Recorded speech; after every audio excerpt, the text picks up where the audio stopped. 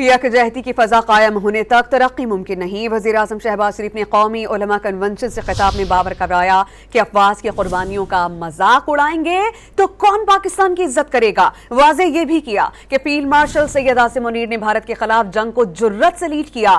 فوجی قیادت کے خلاف زہریلے پروپیگنڈے کا سب کو مل کر جواب دینا ہوگا۔ کنونشن میں chief of defence forces field marshal Syed Asim Munir بھی شریک ہوئے۔ پوری دنیا موترف ہے، دشمن ورطہ حیرت میں ہیں، اور پھر یہاں پر افواج پاکستان کے خلاف زہر آلود پروپیگنڈا کیا جائے تو میرے بزرگوں اور انتہائی قابل احترام علماء کرام، یہ صرف میری ذمہ داری نہیں بلکہ یہ میری کیبنٹ کی ذمہ داری، یہ آپ کی بھی ذمہ داری ہے کہ آپ اس فوج کا آپ دفاع کریں جس نے پاکستان کا دفاع کرنے کے لیے اپنے خون کی قربانی دی اور ازلی دشمن کا وہ شکست دی کہ وہ قیامت تک یاد رکھے گا۔ قیامت تک افغانستان سے جو خوارج یہاں پر دہشت گردوں کو بھیج کر بے گناہ پاکستانیوں کا ان کو شہید کر رہی ہے، افواج پاکستان کے افسر اور جوان، عام آدمی، شہری، مائیں، بیٹے، بیٹیاں ہر روز کے پی میں، بلوچستان میں وہ شہید ہو رہے ہیں۔ اگر اس قربانی کی ہم تصدیق کریں گے تو کون پاکستان کی